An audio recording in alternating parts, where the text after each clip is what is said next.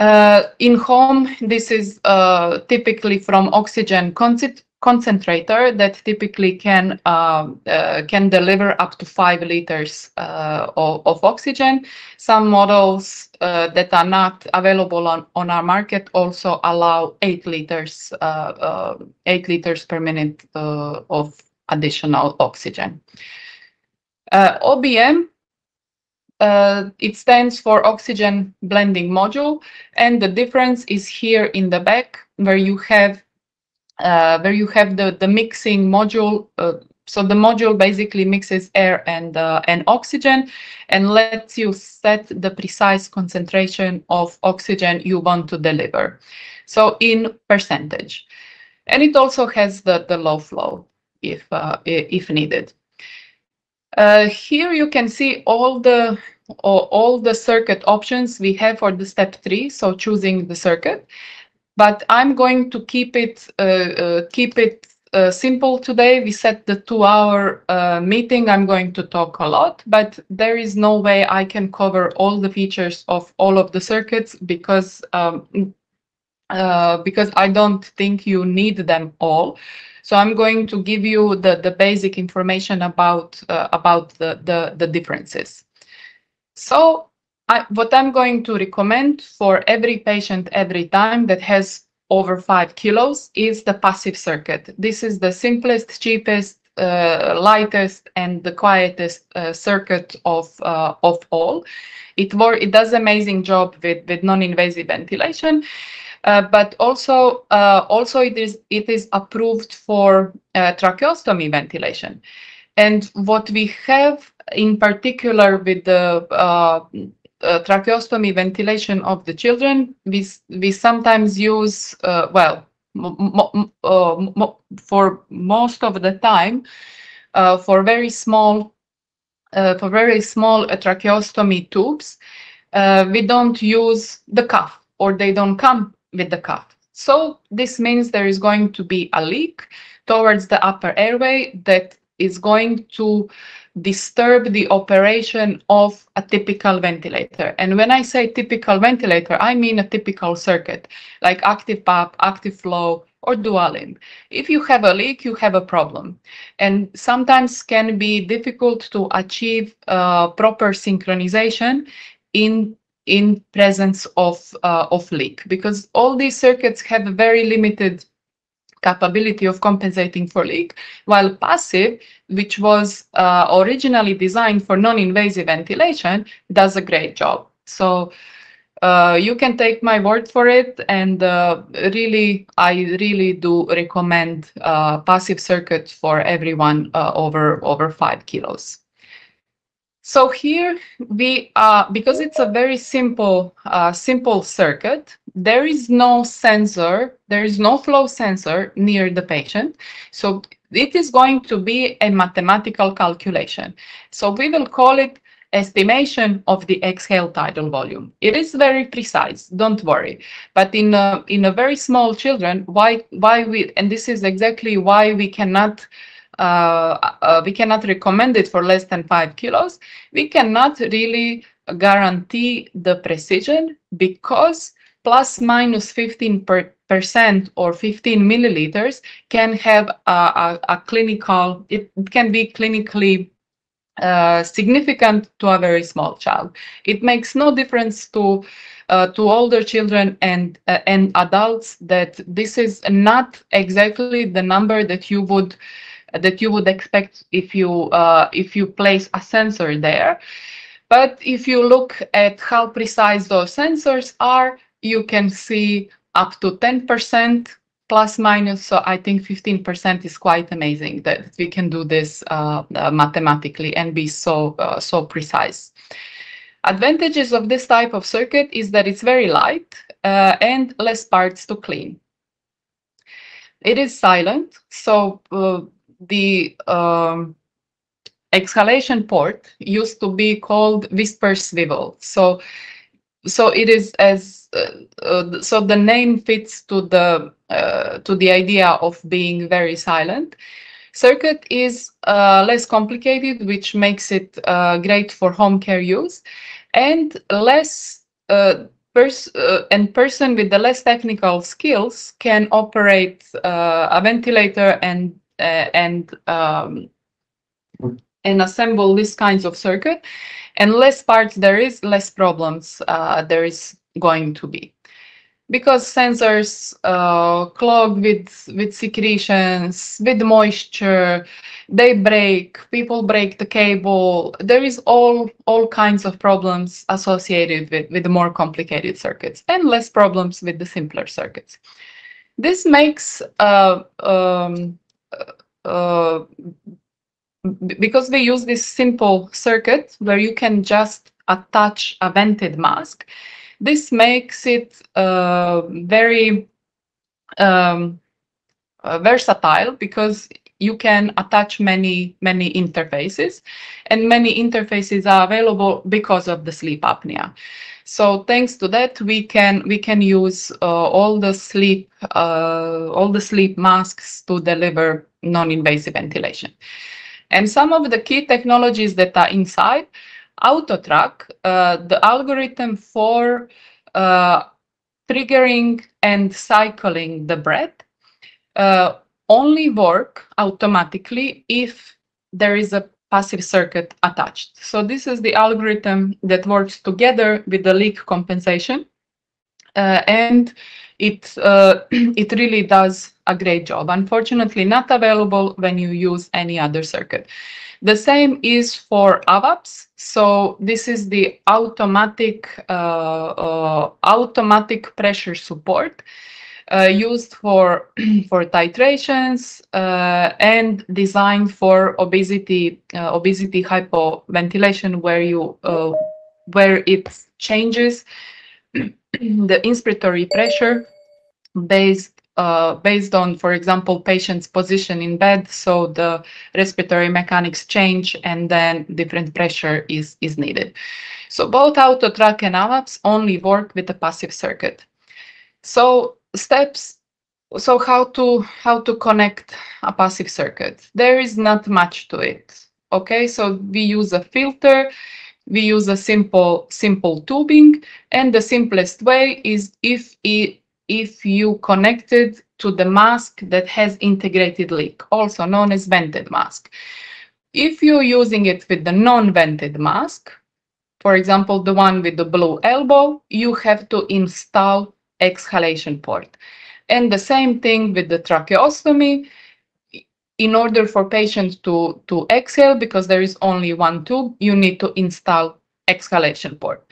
And what is missing here on the picture is the tracheostomy extension between the tube and the exhalation port. And with children, please make sure that this distance is as short as possible. So there is no retention of CO2 in this dead space. So everything after the exhalation port is considered a dead space, and you need to compensate for it with the settings if you put exhalation a little bit far. For the purposes of protecting the staff and protect if patient has some kind of infection, for example, as we saw recently with COVID, you can use antibacterial filter before the exhalation port, but keep in mind that this adds resistance. It is protective. It's protecting you against the exhaled particles from patient, but still it does not protect you from the air that escapes around the mask. So it is a partial protection, and this would be the solution if you want to filter the exhaled air. Here is the close-up picture of what passive circuit looks like. So filter tubing and a simple exhalation port. And just a short video. The passive circuit consists of a bacterial filter, tubing, and exhalation port. Connect the bacterial filter and tubing to the inspiratory port on the side of the device. A leak device, also known as an exhalation port, is mandatory during invasive ventilation or when using a circuit with a non-vented mask. The passive circuit is now complete. So this is the circuit that I'm going to mostly recommend. For children smaller than 5 kilos, you have a choice of using the either active flow or the dual limb. They are technically very similar, and in performance, I would say the same, except this one has, except active flow has one limb and dual limb has two. What I would not recommend you at all is to use a simple active PAP circuit without the flow sensor. This has absolutely no benefit, and there is no case where I would recommend something like that. Mouthpiece ventilation is for stable neuromuscular patients during the day who lead active lifestyle, such as going to school or working. So this is for on-demand ventilation during the day. While at night, they still use some kind of a mask. So this is only for non-invasive ventilation. So now active flow and the dual limb. Active flow, instead of the leak port, has active exhalation valve near the patient that actively opens when the pressure drops, and two measuring lines, so pressure line and the proximal pressure line, communicate with the ventilator, and so the ventilator knows that the valve is open and that it can switch to exhalation. In addition to the valve, there is also a flow sensor. So when you have a flow sensor, you can precisely measure the exhaled tidal volume. So what comes out from what patient exhales, and this communicates with the cable, with the ventilator, and telling you what exactly is the exhaled tidal volume. It is very precise, but it makes the circuit complicated. We have to use it in a small children, but what happens, pediatricians got used to so much using the passive circuit that they are willing to use active flow or the dual limb until child has 5 kilos. The moment the child is big enough to try passive circuit is tried. So I'm telling you from experience that the doctors who decided to listen to recommendation, that this precision, this little bit of precision, is not worth all the discomfort the patient has with any kind of active circuit, especially for non-invasive ventilation. With tracheostomy, it does not make that much difference, but if tracheostomy is not cuffed, if there is a leak, then we could have a serious issue with asynchrony that passive circuit doesn't have. So my warm recommendation is only to use this until the child is big enough to try passive circuit. So this is called active because there is a valve actively open, and flow because there is a flow sensor right next to it. These are the components of the active flow circuit. So active PAP plus flow sensor. Active flow circuit consists of a bacterial filter, tubing, active exhalation valve line, proximal pressure line, flow sensor, and cable. Essentially, this is the active PAP circuit with an added flow sensor and cable. Connect the bacterial filter and tubing to the inspiratory port. Attach the proximal pressure line to its port and the active exhalation valve line to its connection. Now attach the flow sensor cable into the connector located towards the bottom of the device. Attach the appropriate flow sensor, either adult, pediatric, or infant, to the cable and clip shut. Then attach the flow sensor to the active exhalation valve on the circuit. The active flow circuit is now complete.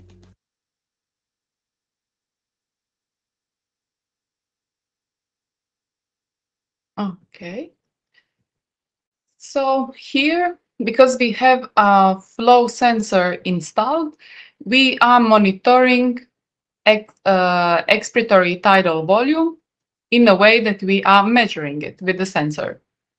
So advantages over the active pump is that you can precisely measure and you can set a smaller tidal volume. So the smallest, if you would ever decide to ventilate a child in a volume mode, the smallest tidal volume that you would be able to set is 35 milliliters. But as you know, this is not recommended for pediatric ventilation, and we mostly use pressure approach, not really volume.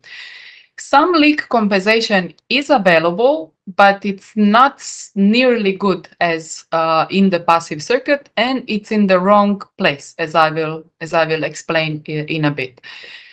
Disadvantages of this type of circuit: so you're not measuring the leak, so you cannot not calculating the leak, so you don't really know how much you are losing around the cuff and around the mask. This type of circuit is loud because of the opening and closing of the valve. There is no AVAPS, there is no auto track, synchronization not so good, and less choice of interfaces, meaning that you have to use the mask with the blue elbow, which I would never recommend to use this type of circuit for non-invasive ventilation, because there is no leak. The leak compensation is not so good, so it's not going to work that great. So this was the active flow.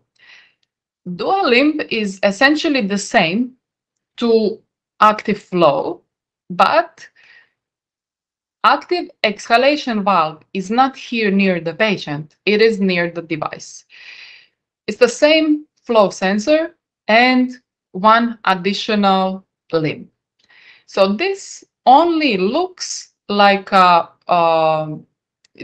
technically it's it is the same as active flow. It has the same results and the same numbers, same advantages, same disadvantages. So this expiratory limb is making a device looking more like a hospital device, but that's about it. Dual limb does not have home care patients in mind, and dual limb is intended for patients who don't have any leak. In non-invasive ventilation, we always have leak. With non-cuffed tracheostomies, we always have leak. So it's not going to work that great. It will, excuse me. It will work as well as any other device in such configuration. So if you're using Trilogy Evo to deliver and then connect this kind of circuit, I don't think Trilogy Evo will impress you that much. But with the passive circuit, I guarantee it will. So regarding the leak compensation, in the active flow and the dual limb, leak compensation is available only between the ventilator and the sensor. So you can open the circuit anywhere between the sensor and a ventilator, and it will compensate for leak. So what would you have to do? You would have to cut the hole. There is no place that you can open the circuit anyway. But if something happens, the leak would be compensated. But this is not where leak happens. Leak happens between the flow sensor and the patient. So around the tracheostomy tube, So it's in the wrong place. Leak compensation is present, but this is not where we need it. We need the leak compensation be compensated for the triggering, for the tidal volume, inhaled, exhaled, and not only for the triggering. And the passive circuit has intentional leak in the circuit. The circuit is always open, it is always leaking. So when you open it some more, then it compensates it really well. And so it compensates for all of the leaks that can happen. So the one that we add intentionally, so in the exhalation port, but also the ones at the interface, so either around the cuff or around the mask. Then after we chose the circuit, hopefully passive, and if you really have to, in very small children, active flow or dual limb, then we're ready to start the device, and we press new patient. Then it's going to ask us to choose a prescription name. We cannot change these names, and there are 9 different options that you can choose for up to 5 different prescriptions at the same time. So for example, one can be daytime, second one nighttime, then emergency, transport. You can be as creative as you want. When using a device in the hospital environment, I recommend pressing new patient every time and only use daytime, so not to confuse. But patient number 1 can be called daytime, patient number 2 can be called weaning. So it is up to you. You can be creative. Then we have to choose the circuit type and size. If you, I believe you heard already that I recommend passive. So circuit type passive, and for example, the size you can choose between adult 20 to 22, adult pediatric about 19 millimeters, pediatric 14 to 18, and infant is not available, so 9 to 13, because you have to use a different type of circuit, not passive. So for passive, pediatric, or adult. And you have an option to turn on or off active humidification. So this does not operate a humidifier, it just lets the ventilator know that you have humidifier attached, so it can compensate for the volume of the water chamber and resistance, all the resistance associated with it, and can adapt some measurements. After we chose the circuit, it's time to choose the mode. So what we recommend, and we as a company started with the non-invasive ventilation. So the terminology that you will see on a home care ventilator, it's coming from NIV.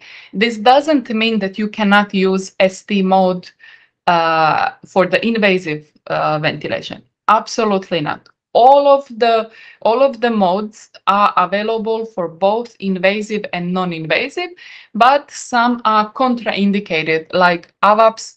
AVAPS AE is dedicated only to non-invasive, but also the mouthpiece ventilation is dedicated to only non-invasive. But because at start we don't choose invasive or non-invasive, there is no limitations in which mode you can choose. So ST is completely okay for tracheostomy, and there is a very similar mode that you probably already know if you work with the ICU ventilators, and that is PSV.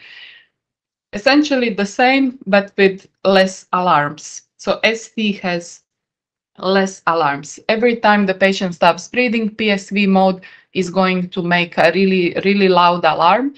and let you know that the mode has entered the backup ventilation mode. Well, this doesn't happen in ST. It's really because we had non-invasive ventilation in mind, chronic patients, palliative patients. So there is no need to alarm a thing like patient took a break for 5 seconds and now the ventilator will switch to mandatory ventilation. So it's very quiet and very seamless transitioning from spontaneous to the mandatory. So here is the list of complete pressure and volume modes.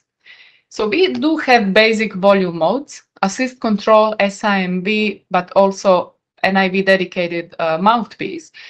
But most of the other modes are going to revolve around pressure. So assist control, SIMV, pressure support, ST, which is a nicer algorithm for pressure support, simple CPAP, mouthpiece, the pressure version, and AVAPS A, which is a fully automated mode for non-invasive ventilation, intended for patients who have overlap syndromes with sleep apnea, such as obesity hypoventilation plus OSA, or COPD plus OSA, and stuff like that. So the differences in terminology. In the ST, you are going to see the absolute inspiratory pressure. So the EPAP, inspiratory positive airway pressure, in this example, it's 20. And the expiratory pressure is called EPAP, expiratory positive airway pressure. So this is same as using the pressure support mode and setting the PEEP and pressure support to 15. So here 5 plus 15 is 20, and in ST 20 minus 5 is 15. The same thing, is just this terminology comes from non-invasive ventilation, and we wanted to keep it both, because in the previous generation of Trilogy, we didn't have PSV mode, so anesthesiologists and other intensivists would ask us, okay, where is your simple pressure support? Well, simple pressure support is called ST because it is a simple pressure support with backup ventilation, but it's called differently. So just be aware of these differences.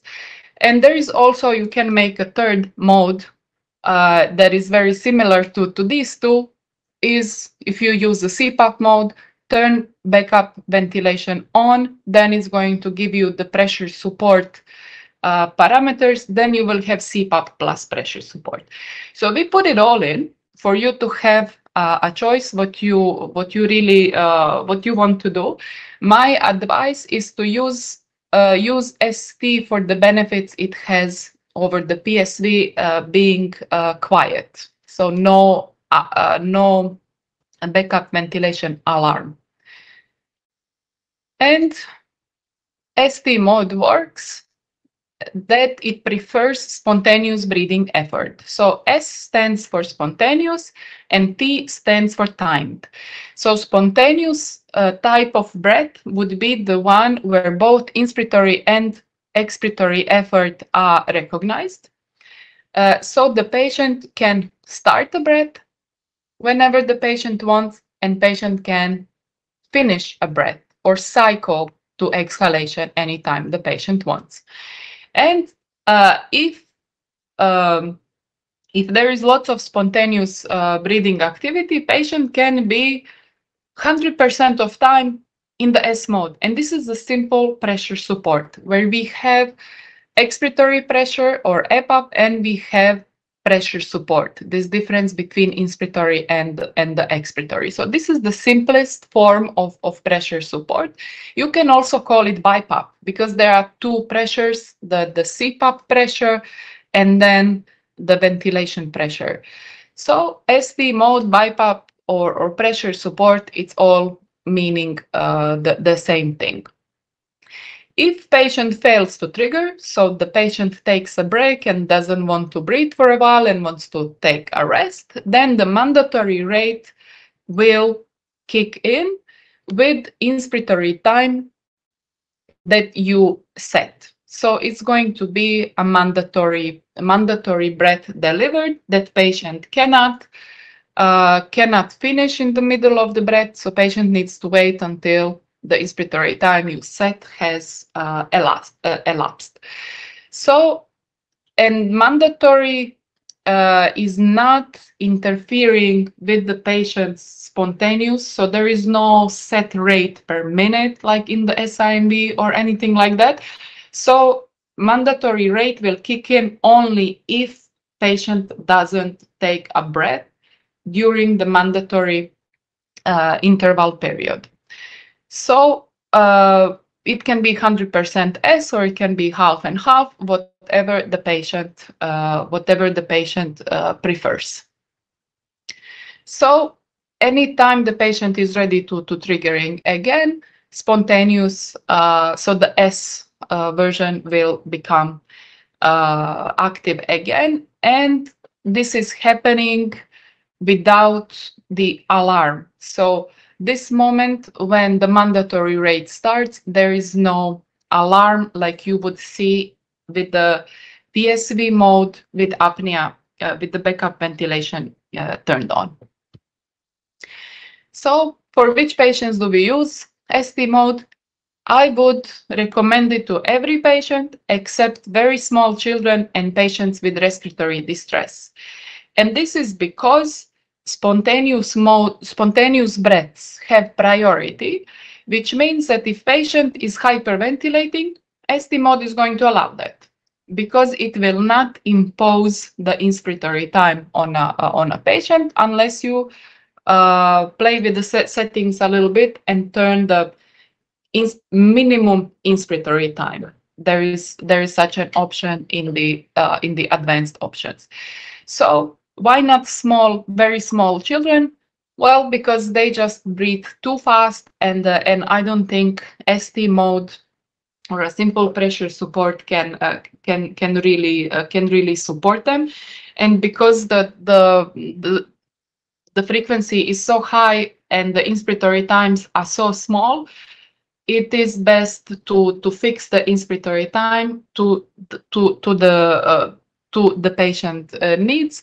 Otherwise, if you let the patient breathe, they can have a rate up to 70. But maybe if you want them to breathe 30, this is the pressure control or assisted ventilation would be the way to go.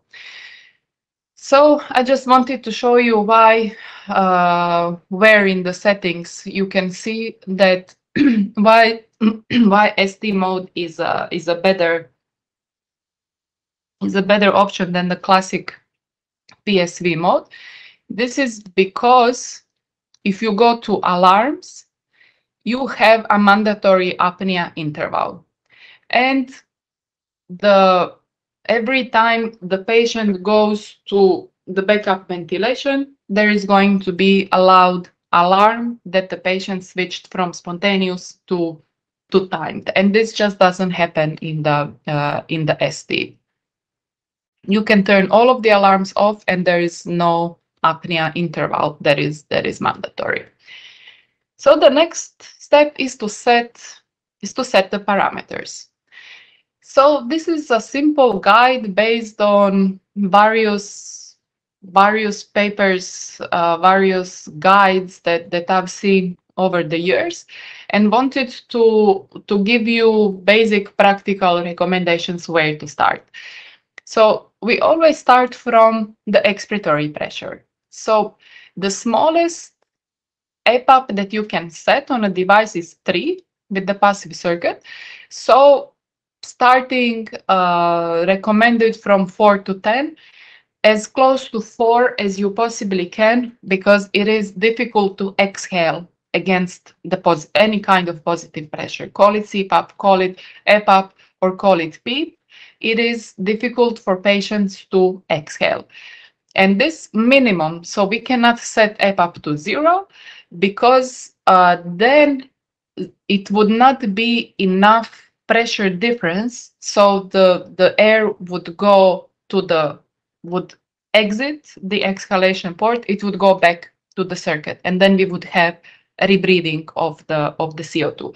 So we have to have some kind of a minimum EPAP, and keep in mind that it's uncomfortable, and increase it only if you have to, for oxygenation purposes or for opening the airway, such as the case if a patient also has sleep apnea, then you would use EPAP in the same way as you use CPAP to open the upper airway, but also lower. So EPAP, we titrate if we want to increase oxygenation without giving patient oxygen therapy. This is because prolonging, raising the EPAP, it's keeping the lungs open, so the gas exchange can take place, and you have higher chances of increasing the arterial saturation of oxygen this way. We increase it if we see the evidence that the patient is still using the accessory muscles, so still struggling to breathe, having difficulty triggering, or having obstructive apnea events. And even at the very high EPAP, I don't think I've ever seen difficulty triggering with the auto-track algorithm. It's simply, this is from the literature, that we would increase PEEP if the patient has difficulty triggering, but we don't really have that issue. So next step is, after you chose the expiratory, next step is to choose the inspiratory, and I recommend 8 to 10 above the expiratory. So this means that the minimum pressure support is 8 to 10 minimum. When I was in school, this minimum was 4 minimum recommended. Then it kind of prolonged to 6. Now we are talking about much bigger approach, which is 8 to 10 to start. So you still have to titrate everything. And with titrates, we increase EPAP when we want more ventilation. So when you want a larger volume, so the minute ventilation would be higher, and that you would lower the CO2.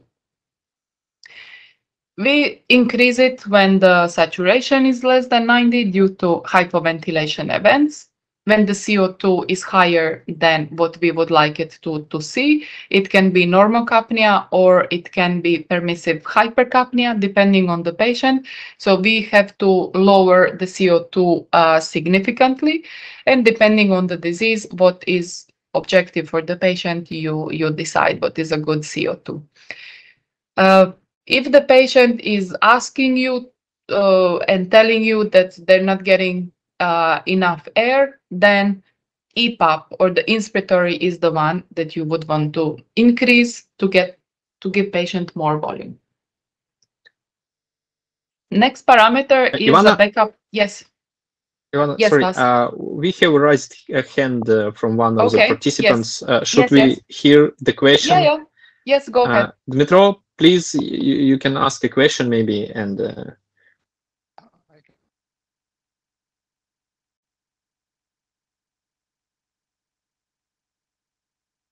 Дмитре, ви можете задати запитання. You can also ask your question in Ukrainian. Stas will translate for me. That's also okay. Now. Hello. Зараз ми вас чуємо, так.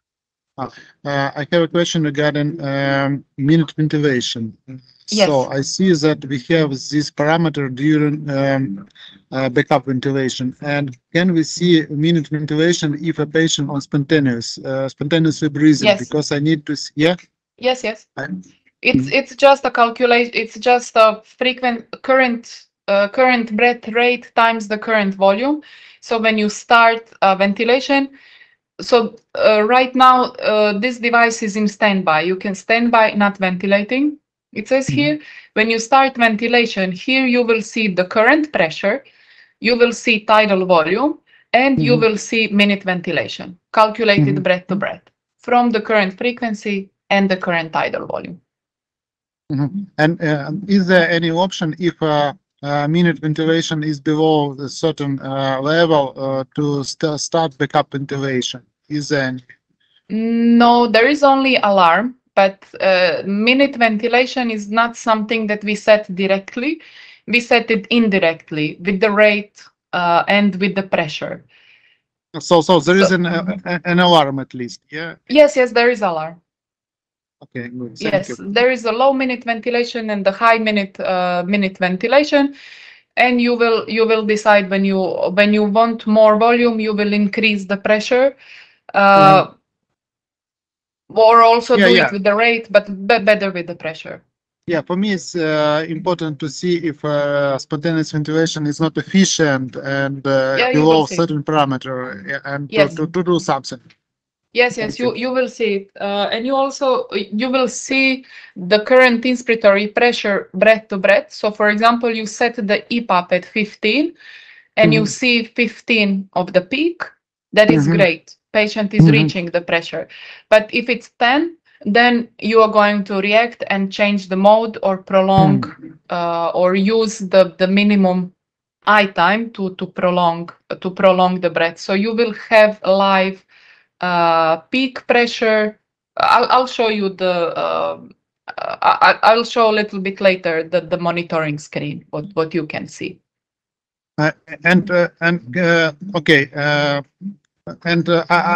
connected late. I'm sorry, but there are other questions. We had problems with the device. We tested it once when we tried to connect it to hospital oxygen line. And there is another type of connector. And do you have some adapters? We have plenty of adapters, so I can. Ivana, let me answer this question. Dmitro, we just need to contact me after the presentation. You will show what type of connector you have right now and what type of the oxygen line in your hospital. I will try to help you. And the last question,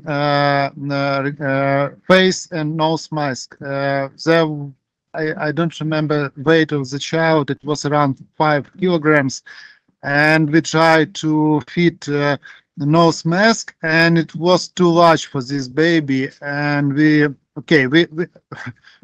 how many kilos? Sorry. What was? I don't remember exactly. It was around 5 kilos or below 6 kilos, and we had a problem with this nose mask to use the device. Do you have any smaller mask for such kids? No, that is the smallest. There is a smaller small cushion, so the size small what fits on the nose, but that is the smallest mask because passive circuits are approved up down to 5 kilos.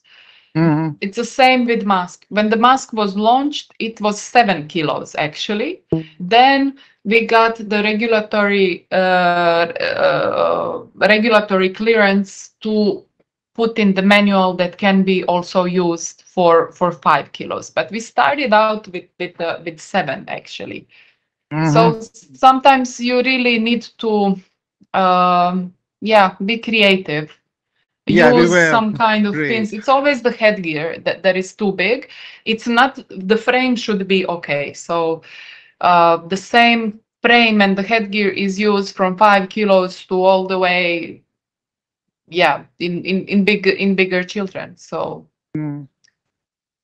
if you're going to have any kind of issues with the mask, it's going to be with the very small children. So 5 kilos would be at the border. So unfortunately. And thank you. And regarding the oxygen connections, every hospital has a standard that the hospital uses. So it can be, I don't know, German standard is called DIN. So it can be DIN, it can be, I don't know, in my country we use three different standards. Primarily DIN standard or the German one, but there is also Italian, and there is also one more, also NIST European standard. So Stas can help you with the standard or contact the technical department of the hospital to find out which standard do you use, because I can't always recognize based on the picture I receive on WhatsApp which standard is which. But need to look in the catalog to recognize it, especially if it's a new country and I don't know really what majority of hospitals use. Okay, thank you. You're welcome. Did you have any more questions? No. Are we good for now? Yeah, thank you. Okay. Yeah, you're welcome. Okay, so next step is to set the backup rate, and we recommend that this be set 2 to 3 below spontaneous breath rate at rest. So typically 2 to 3 below spontaneous.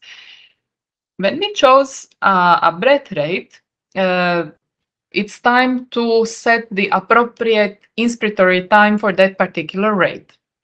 And here you have the calculation. It's calculated for you.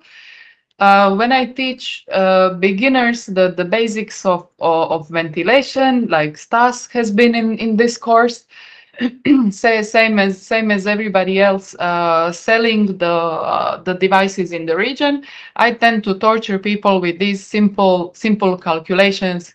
If inspiratory time is this, what is the expiratory time? Then calculating the I to E ratio manually, because everybody has a phone in the pocket and everybody can calculate it easily. So Trilogy Evo displays what is the I to E ratio, but Stas still has to know how to how to calculate everything manually. Right, Stas? Okay. So yes, I should. Okay. So I to E ratio is calculated live every time you change any of the parameters. So I wanted to show you a simple guide where to start. So how to set the inspiratory time. For obstructive patients, it is recommended a short inspiratory time compared to the total breathing cycle. So the normal I to E ratio would be 1 to 2. So 1/3 is inspiration, 2/3 is expiration, which is basically the same as saying inspiratory time is 33%. So this is the normal physiology, and for healthy lungs, patient breathing 17, you set the patient breathing breathing 20, you set the backup rate at 17. For healthy lungs, something so the proper inspiratory time would be around 1.2 seconds. And for obstructive, it needs to be shorter than that, so 25 to 33%. You can calculate this easily using a calculator. So 60 divided by rate gives you the total cycle, and then you multiply it by percentage. So when I train beginners in sales and to help doctors who are beginners in ventilation, we provide such tables where you can simply choose. For example, obstructive patient, rate of 12, proper inspiratory time would be between 1.3 and 1.7. Keep in mind that 25% is the extreme, so this is I to E ratio 1 to 3. So expiratory portion is 3 times longer than the inspiratory. So for this particular patient, 1.5 would be great, for example.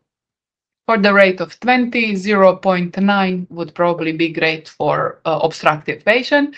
For restrictive is exactly the opposite. So from 33 to 50% of cycling time. So 60 divided by rate times 27% is the correct way to set the inspiratory time for restrictive, or times, no, 27 would for obstructive, or something like 40% for restrictive would be more than correct. And then you adjust that if necessary. The next setting is the trigger type. So here you can choose between auto-track, auto-track sensitive, and standard flow trigger.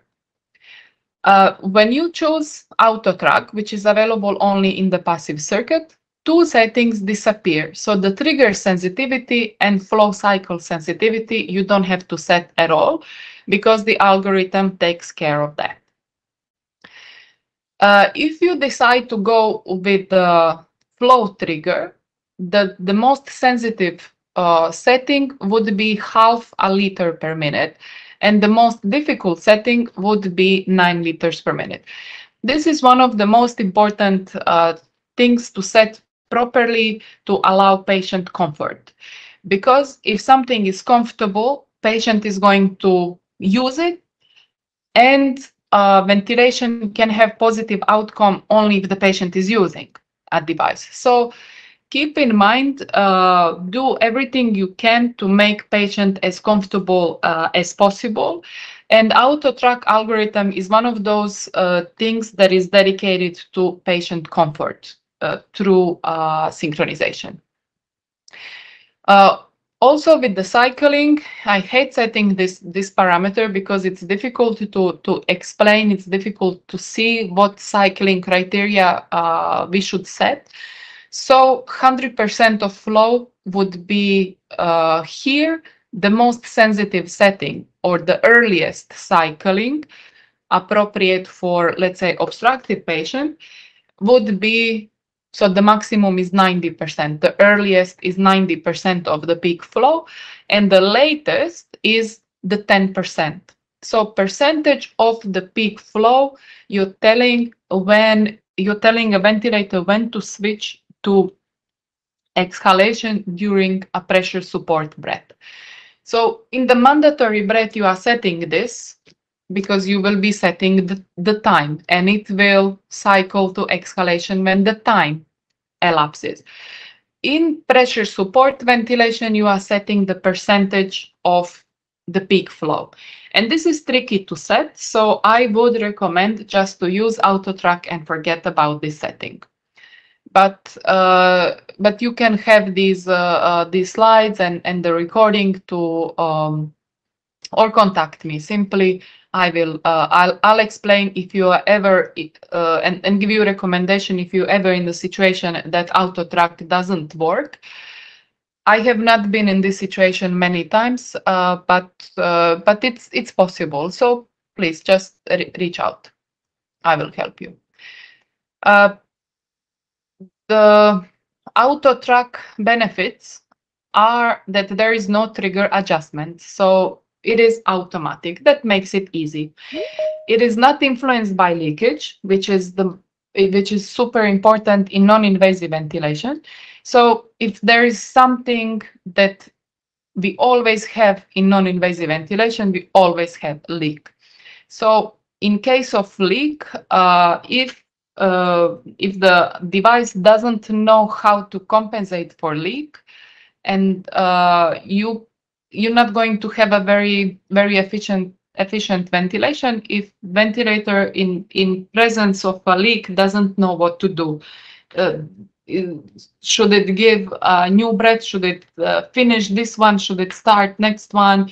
So auto-track works together with the leak compensation, and it's not influenced by leak at all. You can have perfect synchronization even at the very high leaks. It is minimal respiratory effort is required. That makes it comfortable for patients. So it is sensitive enough that is very comfortable, but it is not too sensitive that would cause auto trigger. So it's just right. I really love this algorithm. I've never seen anything better for synchronization than this. It is validated in the literature. So these are independent bench studies, trials. So it is. You can also read that it makes sense. If you choose flow trigger, then you have to set these things manually. So you have to play with the trigger. So with the inspiratory sensitivity, then you have to play also with the expiratory sensitivity and find what works best for patient. I don't recommend doing that. I recommend using automated algorithms that make your job easier and more comfortable for patient anyway. So the next parameter. I'm sorry. After yes. Ivana, short question. Can we go back to the previous slide? Just a little comment here. There is when you see the triggering type, you have actually two buttons: auto track and auto sense. Yes, sensitive. Let's explain this because they will be using auto sense in most cases. Thank you, Stas. I completely forgot. So auto track sensitive is the form of auto track dedicated to small children and very weak neuromuscular patients. It is approximately 50% sensitive than the auto track. So yes, I would recommend auto track sensitive for children. Thanks for the reminder, Stas. Next parameter is rise time. So this is a comfort feature that has to do with the slope of how fast the ventilator will reach the set pressure. So it is a time. So it's a rise time. So the fastest one would be 0. And the slowest one would be 6. And these numbers correspond to, for example, 3 means 300 milliseconds to reach 2/3 of inspiratory pressure. So this is manipulation of with the first part of the inspiratory time that has to do with comfort. So very obstructive patients and the small children will need short rise time. The same way as they need short inspiratory time, this is also time. So they will need fast rise to the pressure. While restrictive patients, for example, adults with the very with heavily progressed neuromuscular disease, where you are setting the inspiratory time to, I don't know, 40% of the cycle, maybe they would require a slower rise to pressure, and they would find short rise time kind of aggressive. So they prefer long breath with a more gradual rise to the pressure. This is a comfort feature. So you would do nothing wrong if you set everyone at 3. Probably patient would not complain, but you would change it if the patient is telling you that it's too aggressive, it's too fast. So then you would make it slower and increase to 4. But keep in mind that this is the actual time setting. So you cannot have inspiratory time of 0.5, a total inspiratory time on a very small child, 0.5, and use the rise time of 6. This is not comparable because it takes 0.6 seconds to reach 0.5. So it doesn't work that way. So for obstructive patients and small children, use 0, 1, 2, maybe 3. And then for restrictive 3, 4, 5, 6. So in the adults, this is okay to set it 3, and patient would likely not complain. Make it faster if they are short of breath. Make it slower if they think it's the air is kind of hitting them, that it's aggressive. But for small children, keep it at 1 or 2. So in the obstructive range, because keep in mind that this is the time. It's part of the inspiratory time. And then when we start ventilation, now you will see all the parameters that we can monitor. So this is what I was telling you earlier, that your minute ventilation is calculated breath to breath. So it's 0.264 liters times 60 times a minute. That gives you minute ventilation of 1.5 liters per minute. So it's calculated breath to breath, so you don't have to calculate it. It is also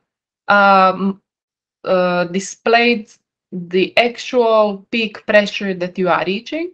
So here you set the pressure at 15, and this is what you are getting, 15. And this is ideal, 15.0. 14.9 is great, 14.8, 14.5, 10 is not okay. So if you set the EPAP at 15, but here you only see 10, you need to prolong the time or change the mode. So it is very important to monitor the peak pressure that you are actually getting, because the actual level of ventilation is the difference between the peak, which is 15, and PEEP, which is 5. So this is how much patient is getting, and it results in this kind of volume. Combined with this rate, it gives you this minute ventilation. So this is the most detailed screen. You can see the mean airway pressure that has to do with the oxygenation, usually closer to expiratory. So it's not the average between the EPAP and EPAP, it's the mean. So it's closer to the expiratory. You have the flow here, so the peak inspiratory flow, and you have inspiration to expiration ratio. Hopefully it's not 1.7 to 1. I could not get my simulator to display it correctly. This is why it's inverse. Hopefully, yeah, you will not see this. It will be 1 to 1.7, and not the other way around. Percent of triggering, so how many times the patient triggered the breath, and the display of leak.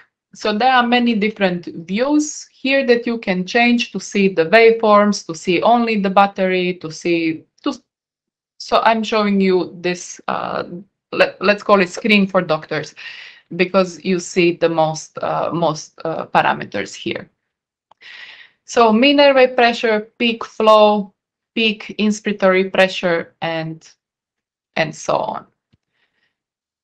Okay, so I think I mentioned already that it's very important to monitor the peak pressure to see if you are reaching what you said. If yes, that is great. Continue. You're probably getting the volume that you want. But if not, if there is less, keep in mind that this explains this number. It's 12 minus 5, not 15 minus 5 of the difference. So if you want to overcome this, you could try the minimum inspiratory time setting for the spontaneous breath. So you need to go to the advanced options and enable minimum and maximum I time. And here you will see the range for the spontaneous breath. The mandatory breath, this is for the backup. So it has nothing to do with this time. This is for when the patient does not breathe. This is for every breath. So for for the spontaneous ones. So you can choose to set the minimum time in order to reach the pressure that you want. So the key is to monitor the peak pressure. How to set expiratory, how to set the maximum eye time is not that important, in my opinion, if you're using AutoTrack, because AutoTrack has built-in expiratory cycle of 3 seconds anyway. So I only use this to play with the inspiratory time minimum. The maximum one, AutoTrack takes care of that anyway. So I don't really use this. I keep it always on 3 seconds.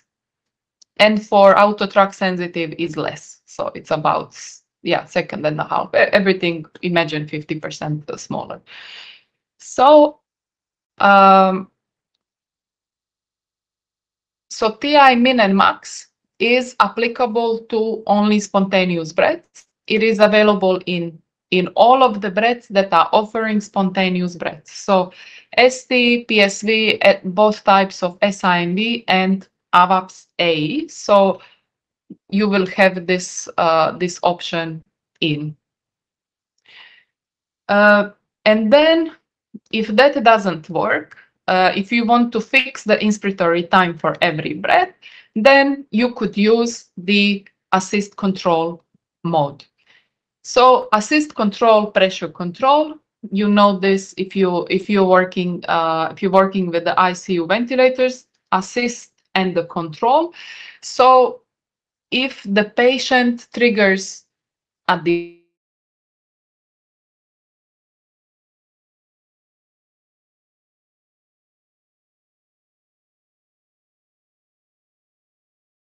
for every breath, but the difference is this breath is triggered by a patient and it's called assisted, and this breath is triggered by a machine and it's called mandatory. But on the waveforms, they look identical because they have the same volume and the same characteristics because we set the inspiratory time for all of them. So expiratory effort is not recognized, only the inspiratory. So if the patient wants to exhale in the middle of the machine breath, that's not going to be possible. So it is used either as a second choice when ventilation in ST mode fails. So, for example, patient not having adequate spontaneous inspiratory time. Like we've seen on the previous example that you set the pressure at 15, but patient only reaching 12. This is because because of the fast respiratory rate and the patient cycling too fast. So when you're not reaching the EPAP that you desired, when you're not getting the volume, try fixing the time. So for very small children, I would recommend this to be starting mode because ST will likely not work if the child is breathing too fast. Maybe ideal to set it right away. But also for acute patients. So anyone who is breathing fast, either because they are small or because they are in distress. This is the way to bring the frequency down. But keep in mind that it's not so comfortable like ST mode that lets the patient do whatever they want. This one is a little bit more controlled, which means that you have to set the inspiratory time very carefully in order for it to be comfortable. So I've shown you the rules, how it's done for obstructive, how it's done for restrictive. Hopefully you will find those recommendations useful. So yeah, this is assist control, pressure control. Ivana, yes. I'm sorry. It seems we have a question from Dmitro again. So yeah, go ahead. Dmitro, you can ask a question, and I hope we will have an answer.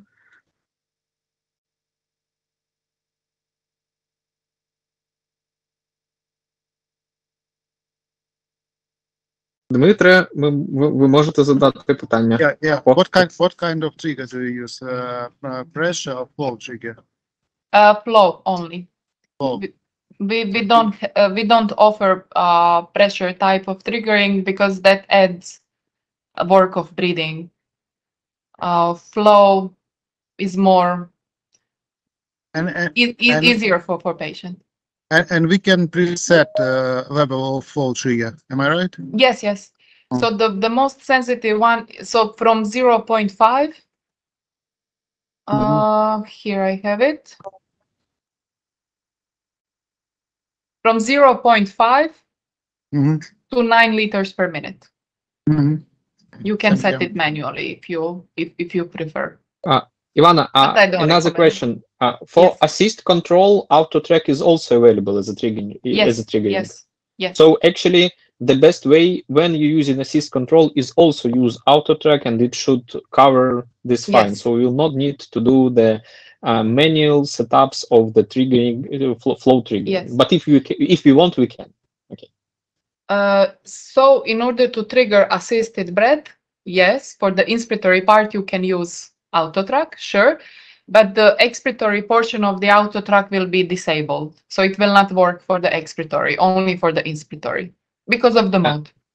Okay, and another question from me: if we're using ST mode for example, small child with high frequency breathing, if you are setting up TI, actually this will work similarly as assist control mode. Exactly. The only difference will be if the child will want to have the breath longer, it will be possible to have the breath longer, and it is not an issue if we have high frequency breathing. Yeah, exactly. You can, out of the existing modes, by playing with the parameters, you can make more modes. Okay. So if you would be in the ST and enable TI min and max and put them on the same value, you would get assist control because you would be controlling the time for every breath and not giving it a range at all. So yeah, I hope it's clear. Yes, yeah, very similar. You're welcome. Any other questions?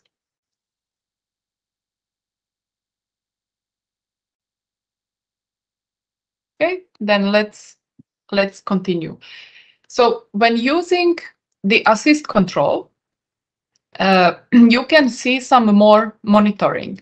So there is a calculation of compliance, resistance, plateau pressure, and also auto PEEP.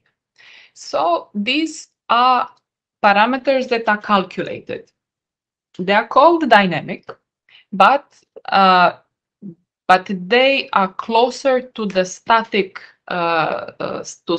measurements than they are to dynamic, because we use the plateau pressure in the formula for compliance, not the peak, the plateau. So the numbers are very, very precise. We are still working on publishing the normal values for. We don't know what is a normal value for resistance on passive circuit in a child that is. So we have approximate guides from the literature. So higher the compliance, the better. Lower the resistance, the better. Lower the plateau pressure, it's better. And auto PEEP 0 if possible.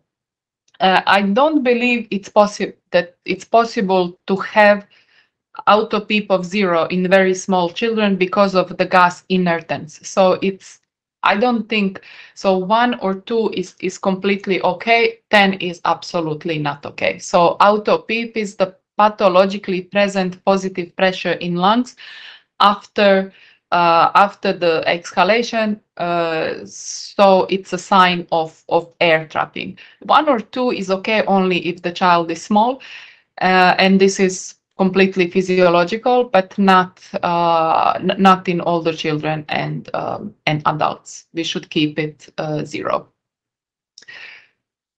And if we see that it's positive, then we add more PEEP to compensate for that. So I hope that I'm okay. So when the compliance is low, it can be sign of restriction, atelectasis, secretions, infection, stuff like that. When the resistance is high, maybe we have obstructions, secretions, bronchospasm. Maybe it's something technical like a clogged filter or a kinked tooth. If the plateau pressure is high, and I'm saying high meaning over 30, this is very close to the alveolar pressure, so we should always keep the plateau pressure under 30 by decreasing the settings. If the auto PEEP is higher than 0, then this might be a sign of hyperinflation of expiratory flow limitation. So basically air trapping in obstructive patients. So typical patient example, and this is a typical patient example for the special circuits. So 2.5 to 5 kilo baby, neuromuscular disease, for example, with bulbar involvement. So we the child requires a tracheostomy, unable to clear secretions, and you prescribe long-term tracheostomy ventilation. The combination of the devices to go would be a life support ventilator that allows invasive ventilation and non-invasive airway clearance device that we will cover tomorrow.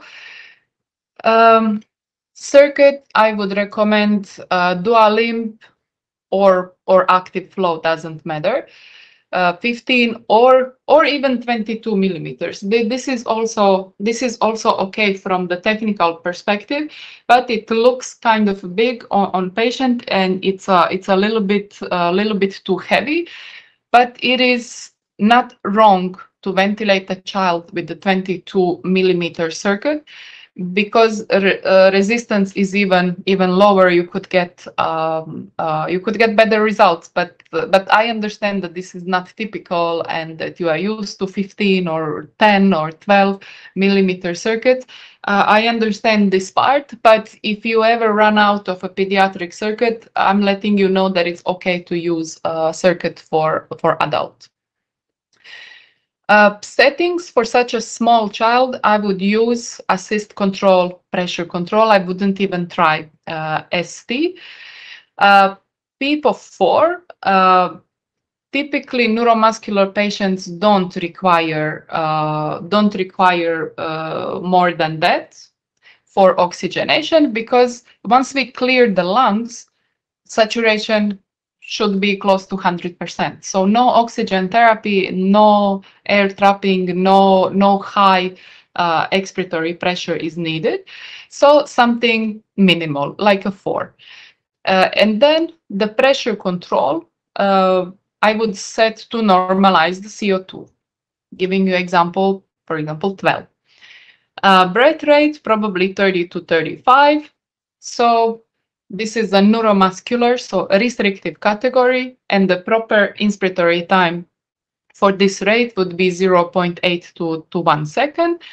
And then monitoring the tidal volume and the respiratory rate to see if the minute ventilation is adequate for the patient size. So we want good tidal volume for the size of the patient, but also good respiratory rate for the age of the patient and the size. So non-invasive ventilation would be difficult to perform with the dual limb circuit because it's lacking a strong leak compensation algorithm. It does have, but it's not. It's in the wrong place. It's compensating if you open the circuit here, but not where it's important. Around the cannula. And I would monitor the lung parameters as well, so compliance, resistance, and plateau pressure. So, Ivana, may I ask yes. you the question on the last slide? Yes. Go ahead. You may show it again. Last slide. Okay. Last slide. Yes, this one. Yes. So for these purposes, actually, the question is, you showed it with the dual limb circuit, but actually active flow circuit will work exactly the same for this patient. Yes. Yes. Okay. Just to understand that. Okay. So because actually the active flow circuit is like cheaper, has less tubes, so simpler for everyone and for patient as well, and doesn't need so much of disposables like the valves and separate valves and so on and so on. I think that active flow should be our. Okay. Let me go back to the part of presentation where I talked about circuits. Okay, so active flow. The disposables are active pump circuit that has valve incorporated and the flow sensor. And you need a cable. For the dual limb, you need the same sensor. Valve is separate, so it's not incorporated in the circuit, but there is a valve. You still have to put the valve in. So the benefit of the active flow over the dual limb circuit is only the size. Yeah, but the weight of the price of the dual limb circuit is higher than the price of the active flow, and you know that you work in sales. I don't. But yes, I know that. And for active flow, you doesn't need additional valve; it's already included. While for dual limb, you also need to buy separately the valve itself. Yes. So from the perspective of the quantity of the items you need to get, and from the perspective of the price, actually dual limb is have significantly higher price, while not providing, as I understand, additional benefits in ventilation itself. So exactly, it seems that active flow is always choosing between two of them. Active flow is always the better decision. Okay. Yeah, that's it. I completely agree. Okay. So people are leaving and entering the circuit. Друзі, чи є в когось якісь додаткові запитання?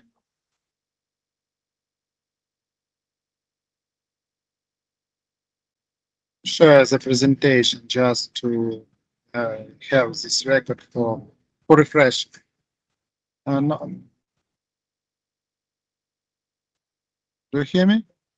I heard you, but I don't own the record. Stas is recording, so no. I mean your presentation. You presented the slides. Two yes. Slides. Yeah. I can send you the slides in PDF. You want to contact me directly, giving me your email so I can send you directly.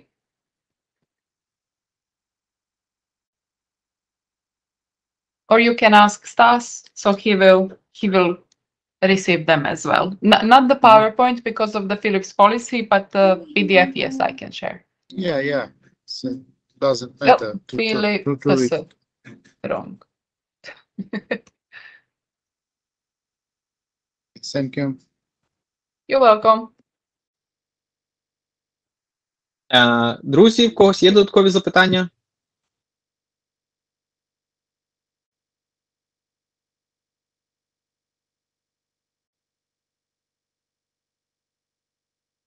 Окей.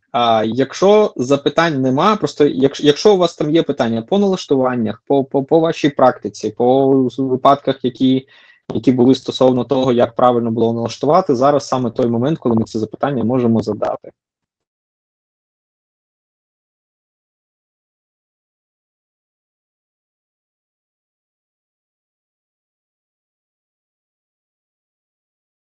Okay. Ну, якщо не маємо, if you don't have any additional questions, then I think we can end the meeting today. Actually, we managed to do everything in 2 hours. Yeah, we did. It's a miracle. Almost exactly on time. Yeah, not often we can do that. Ivana, thank you so much again for the meeting. It was very interesting. I hope that everyone got a lot of information. I think that I will also, just in case, will post my email here in the chat, and we'll keep it open for several minutes after the meeting itself, so that everyone who wants to get any additional information will be able to reach me, and I will be able also to help them with your presentation in PDF format. And maybe if anyone will have some additional questions, you can also reach me or Ivana, and we will try to help you. Dmitry, please contact me so that I will help you solve the issue with connection to the oxygen line. I think there will not be any problems at all to solve that. Thank you very much for organizing this meeting. We stay in touch as usual, but please don't be shy. I'm talking to everyone, all the participants right now. Don't be shy to ask your question. If I'm speaking too fast, just tell me to slow down. If I'm telling you basics and it's offensive that person in the company is telling these things, let me know. Ivana, we are doctors, please speak faster, and so on. I can do, I can adapt, so. Okay, and probably last thing to say is that just a short reminder that tomorrow we will have another meeting about cough assist. So I think that everyone who participated today in this meeting on Trilogy Evo also have the letters about the next meeting with cough assists tomorrow. So please join us. We'll discuss cough assists, how to use them, how to set up them. So see you tomorrow, and a good day to all of you. Thank you so much, dear Ivana and Stas, for our meeting, and see you tomorrow. Thank you. It was great to see you, Daria, again. Take care. Ivana and all of the participants, thank you very much for very useful information, and see you tomorrow. Thank you very much. Goodbye. Thank you. Bye-bye.